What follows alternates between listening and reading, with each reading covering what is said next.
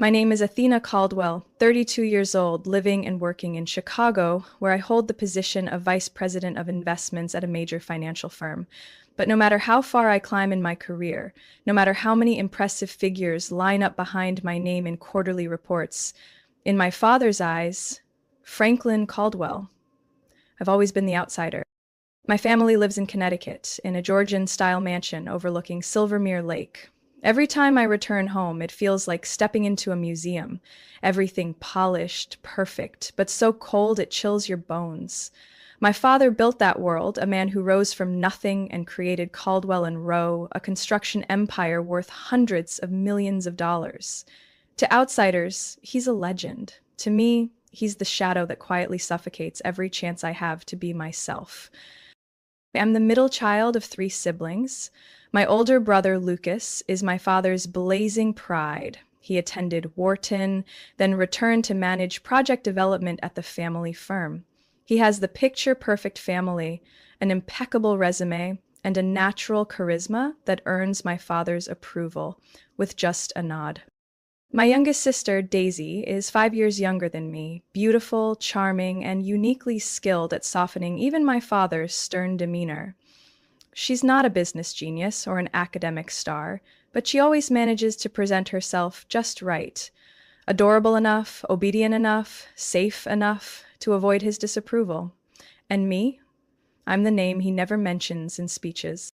I went to Northwestern and turned down an MBA offer from Yale, his alma mater, because I refused to live in his shadow any longer. That decision, according to him, was an unforgivable betrayal. I once overheard him tell a friend at a New Year's party, "She always has to do things her own way, like the world owes her something." Not once has he asked what I do, not once has he inquired about the work I love or the milestones I've achieved. Even when I helped my firm secure a contract worth over $90 million with a major energy corporation, in his eyes I was just the stubborn girl, unwilling to follow the straight path that's already been laid. One time, I sent him a Forbes interview I was featured in. He called me back just to say, "That article talks a lot about you." I expected a mention of the family.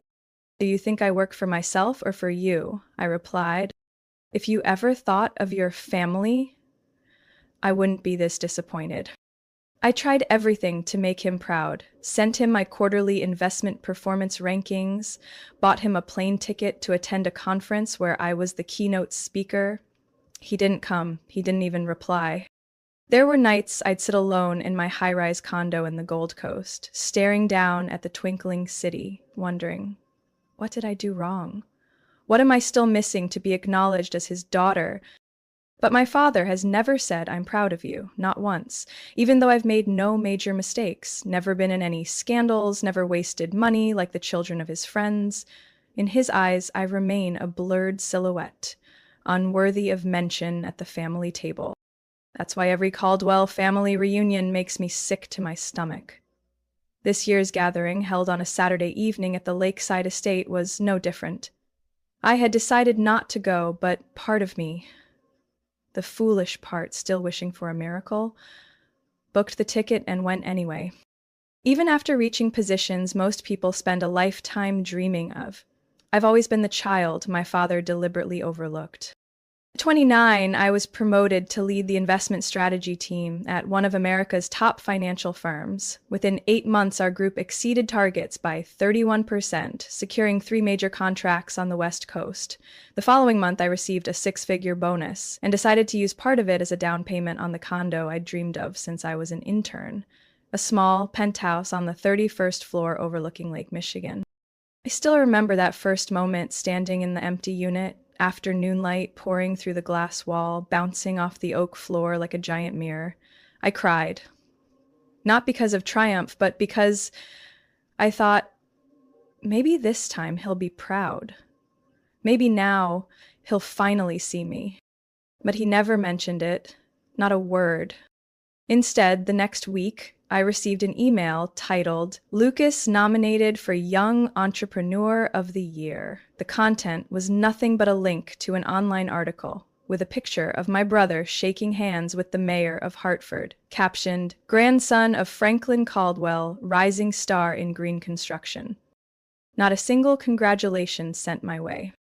Lucas looks like someone born to be an icon, tall, blonde, a winning smile, a voice like a broadcaster, and the uncanny ability to make people believe he genuinely cares. He studied at Stanford, then became executive director of Caldwell's new branch in Austin. He's the son my father always called the future of our legacy. And me, according to my father, I chose a different path. Once, during dinner at home, he said in front of everyone, Lucas inherited the family's business instincts. Athena, she chose to sit behind a desk analyzing risk.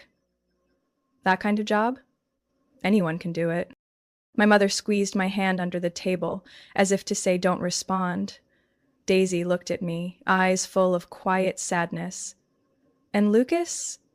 He simply smiled and nodded at our father, as if that statement were undeniable truth. I swallowed my half-chewed steak, the bitterness in my throat having nothing to do with seasoning. I didn't argue. I never did. Because I knew he didn't want feedback, just confirmation. But that night, driving back to the hotel, I turned on my phone and recorded a voice memo. Athena Caldwell, personal net worth $2.3 million, owner of one condo in Chicago, investment portfolio, 6 different holdings, 0 debt, no financial support from anyone. Performance, exceeded revenue benchmarks for 3 straight quarters, and never once mentioned in any of my father's speeches. I saved the file and named it What He'll Never See. Only one person in the family ever asked me, "Are you happy with what you do?" That was my grandmother. Grace Caldwell, the only woman in our lineage bold enough to drink bourbon instead of champagne at her own wedding. She used to call me Little Cactus because I bloomed where things weren't supposed to grow. She passed away 3 years ago, leaving me a small wooden box with a faintly carved inscription, "Follow your path, not theirs." Inside was an old photo. She was holding me, age 3, on the porch that winter. Behind us stood my father, hands in pockets, face turned away. I've looked at that photo hundreds of times, and each time the distance becomes clearer. The distance he never intended to close. And maybe I no longer want to close it either. I started to wonder if he never acknowledges me, then what happens when I make the world recognize me instead? I've begun the planning, and everything will start at this summer's family reunion, with a gift no one will see coming. I bought the silver-gray Porsche Panamera at the end of April, when snow still fell in flurries across northern Illinois. Not because I loved cars, not even because I needed a flashy gesture. I bought it because, in a moment of weakness, I thought, maybe this time he'll see me differently. The car nearly drained my year-end bonus and a chunk of my investments I'd meant to hold until the market stabilized. But when I looked at the bold crest on the steering wheel, I imagined my father's eyes, Franklin Caldwell, finally landing where I stood. I arranged for the car to be delivered from the dealership in Chicago to New Haven, Connecticut, where the annual Caldwell & Rowe Founders Day celebration and family reunion would take place. A weekend-long event held at our family's historic estate by Lake Silvermere. I emailed my mother, saying I'd attend, with a single frosty note. "Tell Dad not to buy another car. I've already taken care of the gift." Friday night, I flew in. Saturday morning, I stood by the second-floor window, looking down at the granite driveway. The car had been parked right there, aligned with the fountain, standing out among the BMWs and Range Rovers belonging to cousins and uncles. My mother, who walked into the room, cashmere wrap in hand, her eyes worried. "Your father won't show it, but I think he'll appreciate it." I nodded, lips pressed tight. I no longer believed in the word appreciate. I just wanted to see him not turn away. By noon, the house was filled with guests. Greetings, clinking glasses, the echo of high heels on Persian-covered mahogany floors. I descended the stairs in a simple black dress, tailored to precision. Each step carried the weight of 10 years growing up in this house. I walked past the foyer, receiving a few lukewarm hugs from my mother's side of the family, a pat on the shoulder from Lucas, the brother who always made me feel like a stranger in my own bloodline. Nice car, he winked, half mocking, half amused. Still got the keys? I didn't reply, just smiled faintly. My father stood near the back veranda chatting with partners from California. As I approached, he glanced sideways for a blink, then turned away like I was waitstaff. No words, no handshake. My mother stepped up behind him, whispering something into his ear. I saw him pause for a beat. Then he turned to me. "Athena, you made it!" His tone flat as tap water. "That car outside. Whose is it?" I swallowed hard. "Mine, for you." He didn't react at first. Then came a smile, so faint no one could tell if it was real. "Ah, I see. So this is how you spend money?" The people nearby chuckled lightly. Some thought it was a joke. Some weren't sure. I knew exactly what it was. His way of smothering any effort, with one line dropped between breaths. Just enough to avoid criticism, but sharp enough to sting for days. He walked past me, saying as he went, "You should talk to your brother about long-term investments. Cars only depreciate." I stood there in the wide stone courtyard, where the manicured maples looked like paintings. The northeast chill in May sliced through fine fabric, cutting into my ribs like his words, cold, sharp, and merciless. Daisy came beside me, poured wine into the glass I was holding. "I know you did it hoping he'd notice." I didn't deny it. "But maybe he just doesn't have that software installed, sis." I laughed, a quiet, aching laugh. "Maybe. But if that's true, then it's time I uninstall him from my system too." That night, I sat alone in his former office, the same place I was once scolded at 13 for spilling coffee on a project map. I opened my wallet and stared at the silver-edged white envelope tucked inside, the one secret he couldn't control. Understood. Below is the English translation of your passage, strictly adapted into American English style and phrasing conventions, maintaining the original tone and formatting. Dinner began at 6:30, as the last light of day lingered on the surface of Lake Silvermere like a sheet of gold leaf. The estate's grand dining room had been arranged with the same precision as every year: ivory tablecloths, old sterling silver flatware polished to a gleam, amber-scented candles flickering between arrangements of white orchids placed along the long banquet table. I was seated near the far end, between a distant aunt and an executive assistant from Lucas's firm, someone I had just met that evening. Meanwhile, Lucas sat near our father at the head of the table, and Daisy was next to our mother, closer to the construction partners from Dallas. I wasn't surprised. The seating chart was always a map of how much or how little you mattered to Franklin Caldwell. I had long grown used to being stationed near the door, like a backup prop in a staged performance. When the main course arrived, peppercorn-crusted beef tenderloin with truffle mashed potatoes, my father stood up, lifting his glass of bourbon, the clink of crystal drawing the room into stillness. "Before we move on to dessert, I'd like to take a few moments to speak about something I've always held dear," he began, his voice low and deliberate.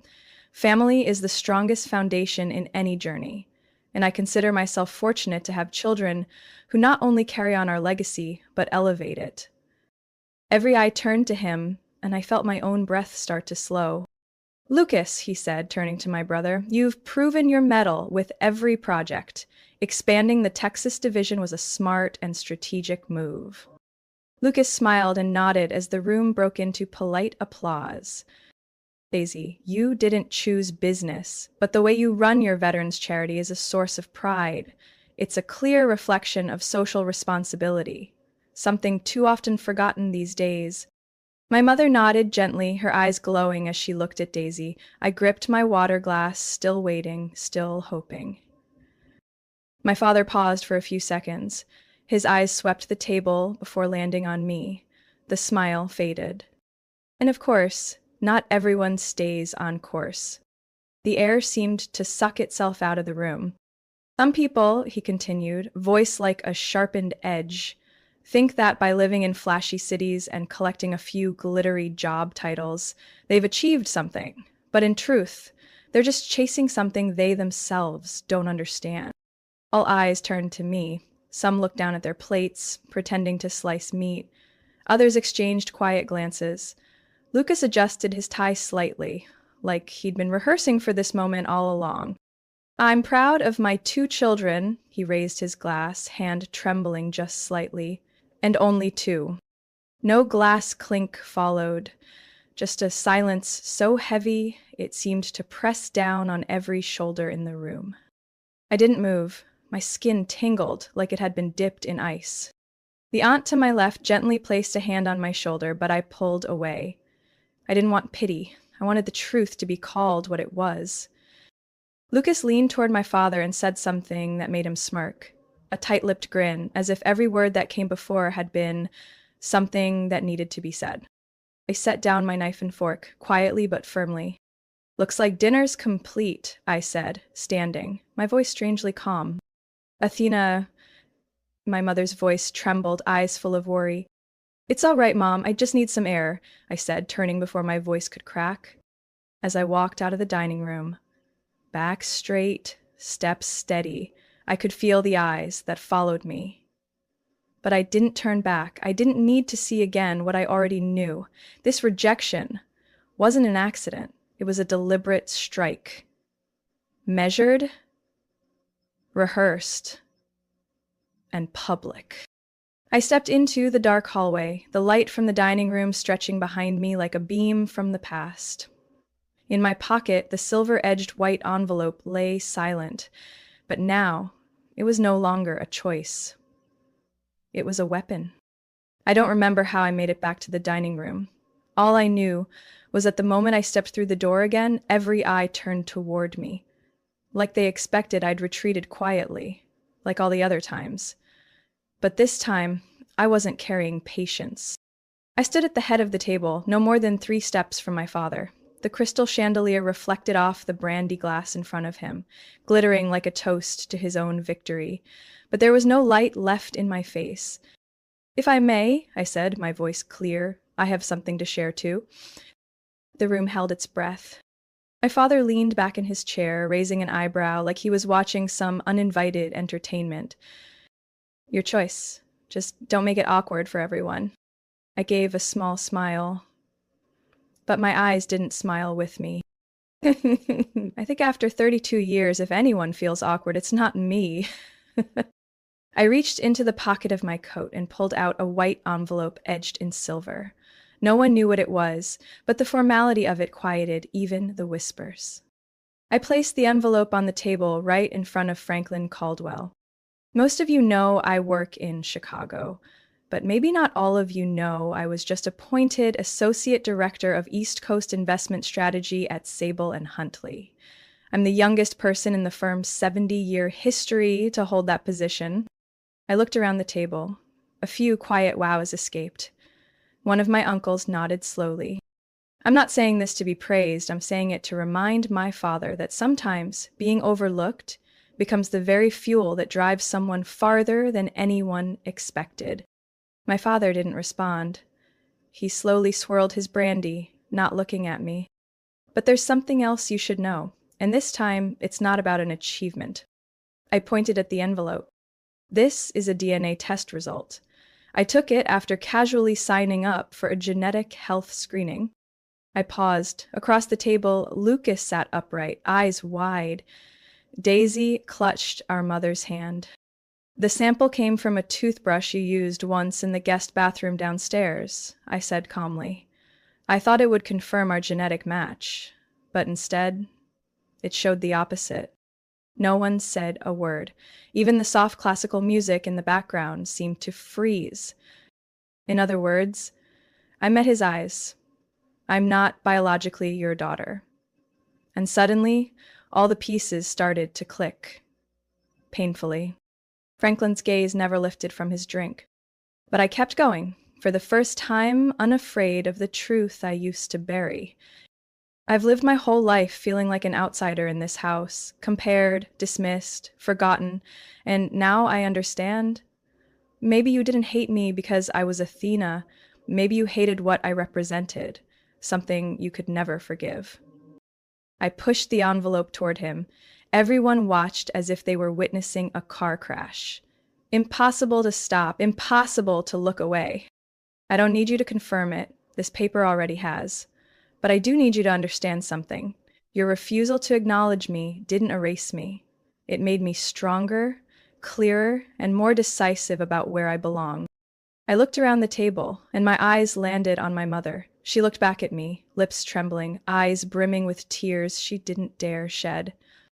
Maybe you stayed silent, Mom, but I won't anymore.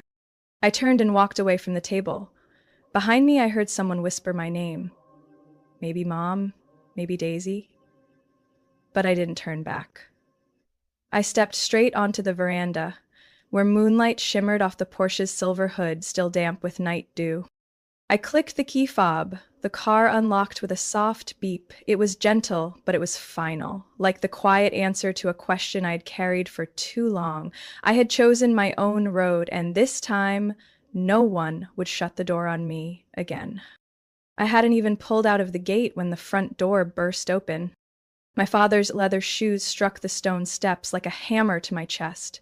He charged across the driveway like fury personified, the opened envelope clenched in one hand, the crumpled DNA result twisted in his grip. His eyes were blazing, like I'd just set fire to the legacy he'd guarded all his life. "You think this means something?" he roared, waving the paper. I rolled down the window. That means I no longer need answers from someone who chose to deny me before I could even read. "You humiliated me in front of my partners, our entire family," he growled. "You're destroying yourself, Athena." "No, Dad. I'm freeing myself from a script you've directed for 32 years. I rolled the window back up and drove off, leaving him behind, clutching that paper like a live grenade with no time left to defuse. Less than 2 hours later, my phone exploded with calls and messages. The first was from Mom. "Mom, are you back at the hotel? I'm sorry, I couldn't stop him. Can you call me?" "Lucas, Athena, you're playing a very dangerous game. Don't think I don't see what you're trying to do. If you keep that car, I'll have no choice but to take action." "Daisy, I don't know what to say. But I'm here. If you need me, just text." I didn't respond. I sat in my hotel room in downtown New Haven, still wearing my coat, the glass of water in my hand, trembling slightly. Lucas again. "Don't fool yourself into thinking that paper gives you inheritance rights. Dad's calling the lawyers. You should return the asset given under false assumption before this escalates." I let out a dry laugh. Asset under false assumption? He meant the car I'd spent nearly a year's income to buy. For a man who denied my existence with every breath? If there was any false assumption, it was me, wasting a single dollar on false hope. That night, I got a call from Daisy. I hesitated for a few seconds, then picked up. "Athena, Dad just shattered the baccarat glasses in his study. Mom locked herself in the reading room, won't speak to anyone. Lucas is pacing around the house, calling the firm's lawyers like he was the one betrayed." I leaned back in the chair. "Do you okay?" "I'm okay. I'm not surprised." Her voice cracked a little. "I've always seen how unfairly you were treated. No one said it, but we all knew. When you got that scholarship, Dad said, if it's not Yale, it's just a cheap fantasy. When you were invited to speak at the finance summit, he muttered, a woman just talks to look pretty." I stayed silent. Daisy had never said anything like this before. "I never defended you. I was scared. I was weak. But tonight, when you stood up, when you put that envelope on the table, I've never seen anyone face him like that." I swallowed hard. "You're not weak, Daisy. You stayed. I just got tired." A long pause. "He didn't deny the DNA result," she whispered, "but he said she might not carry my blood, but what I hate most is her defiance." I closed my eyes. So that was it. It wasn't the bloodline that broke him. It was the fact that I dared to step out of the orbit he built. Daisy, if you want to keep your distance, I get it. You don't have to take sides. But I want to. This time I want to. A moment later, a text from Mom appeared on my screen. Can you meet me tomorrow? Just the two of us? There's something I should have told you a long time ago. I read that line over and over. Years of being pushed aside, all those nights wondering why didn't she ever speak up, they came rushing back. I hadn't replied yet. But inside me, something had broken. Not pain, but the final shell I'd been holding on to. For a house that had already collapsed long ago. I met Mom the next morning, while dew still clung to the lawn outside the Caldwell estate. She greeted me at the back kitchen door. No makeup, no pearls, just a 60-year-old woman in a cream sweater, her eyes hollow from a sleepless night. We sat at the oak table by the window, the same spot where she usually sipped tea and flipped through interior design magazines, but today there was no tea. Just a manila folder already on the table, thin but heavy like a stone. She spoke first, her voice slightly trembling. You deserve to know. The truth is, before I met your father, well, Franklin, I was in love with someone else. I didn't interrupt, didn't blink, didn't let myself soften. His name was Daniel Morris, civil engineer, originally from Santa Barbara. I met him while I was attending Pratt. He came over from MIT for a joint exhibition. Her eyes softened with memory. He was smart, funny, kind, nothing like the boys from Connecticut. I thought he was the man I'd marry. Then why? Your grandfather, she said quickly, threatened to cut me off entirely if I kept seeing him. Don't disgrace this family over some broke engineer, he said. I nodded. History repeats itself, only the roles change. I broke it off with Daniel, not because I stopped loving him, but because I had no choice. 2 months later, I met Franklin Caldwell at a charity gala. Both families were pleased. A week after the engagement, I found out I was pregnant. With you. The kitchen fell into a weighted silence. I could hear the antique pendulum clock ticking by the fireplace. He knew. Right after the wedding, I confessed. At first, he stayed quiet for a long time. Then he said, We'll raise her as our own, but you owe me a perfect family. I felt a chill climb from my heels to my neck, even though the room was filled with sunlight. And he kept his word. He maintained the image, but not the affection. He wouldn't allow himself to love a child that wasn't his by blood. She paused, eyes misting. I thought he'd change, but he never did. I tried to swallow, but my throat felt locked. Why didn't you tell me? I asked, softer than I meant. You let me grow up like a porcupine tossed into a peacock garden. I thought it was my fault. No, she whispered, placing her hand gently over mine.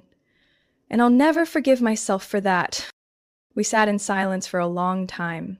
Then she reached for the folder and slid it toward me. Think this is everything I have? His old address, a graduation photo, and a letter I never sent. I opened the folder, skimming the contents. A black and white copy of a photo. Daniel standing beside the Golden Gate Bridge under construction, smiling, holding a hard hat.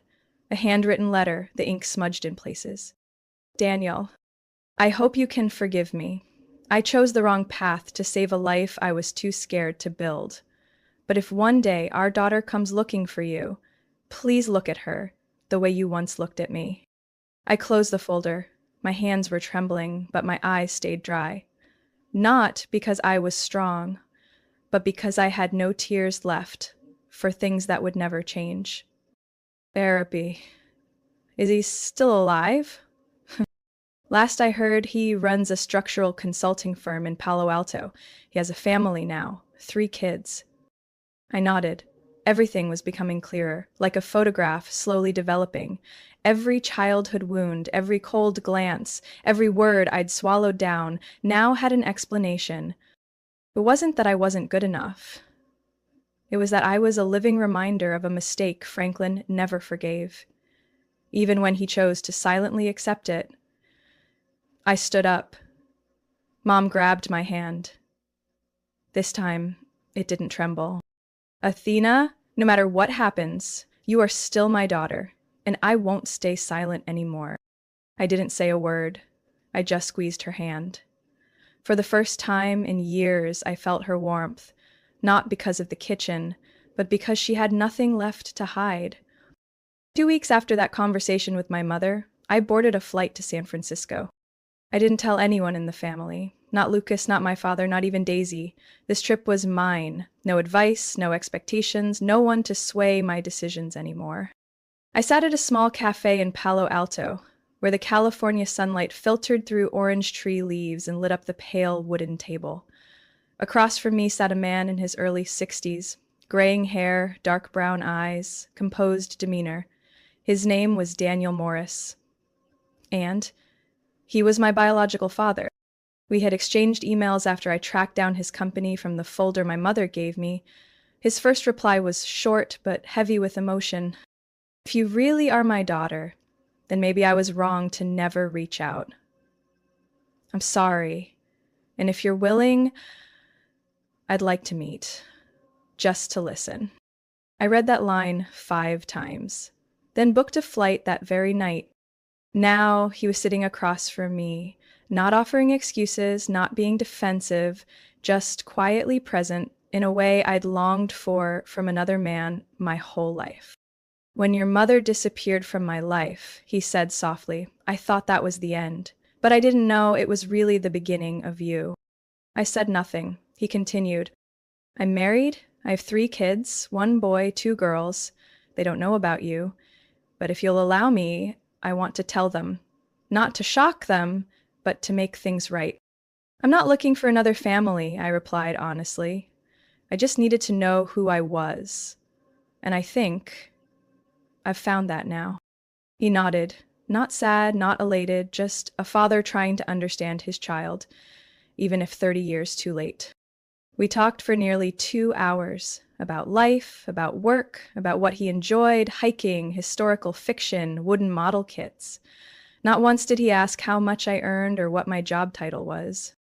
And because of that, I felt seen, without measurement, without proof. When I returned to Chicago, I had the Porsche delivered to Franklin Caldwell's office, along with a short note. I'm returning the car, because now I know I don't need to buy love from someone incapable of giving it. There was no reply from the company. But a few days later, Lucas's lawyer emailed saying, asset received, no further claims. I also removed all family photos from my apartment. In their place, I framed an old picture I'd found in the box from my mother, a shot of her holding me on snowy steps when I was 3. For the first time, that photo didn't feel like a painful relic. It felt like proof of a silent love that had been buried too long. My relationship with Mom and Daisy slowly changed over time. Less guarded, less distant. Daisy began visiting once a month, bringing homemade cookies and talking about her nonprofit plans. Mom called more often too, no longer sounding like she was reading off a Christmas card. She asked if I was sleeping well, if I'd eaten breakfast, and shared little stories from her garden. Not everything was perfect, but it was real, and I chose to hold on to that truth. I stayed at Sable and Huntley, but for the first time I turned down a promotion. I didn't need a higher title to fill a void that no longer existed. Instead, I used that time to study psychology, something I had quietly been curious about but never pursued. Every Wednesday night I attended a small class on healing from family trauma. No one there knew I was Athena Caldwell, once featured in Forbes, and that made it easier to breathe than ever before. I stopped looking back at Franklin, stopped following Caldwell and Roe News, stopped listening to whispers from extended relatives. I lived the rest of my life for myself, no longer defined by the Caldwell name, my adoptive father's legacy, or the numbers in my account. Just by one simple truth. I am Athena, the daughter of a mother who once feared, a father who came too late, and a self who is learning to forgive. And that is enough. Athena's story reminds us that validation, even from family, never defines our true worth. Sometimes the journey to uncover truth is more painful than we expect, but having the courage to face it is the first step toward freedom. In real life, many carry wounds from childhood or conditional relationships. But like Athena, we have the right to choose differently, to choose truth, choose healing, and live by our own values without anyone's permission. What do you think about Athena's decision? Would you be brave enough to do what she did? Share your thoughts in the comments. And don't forget to follow the channel for more emotional family stories and powerful life lessons.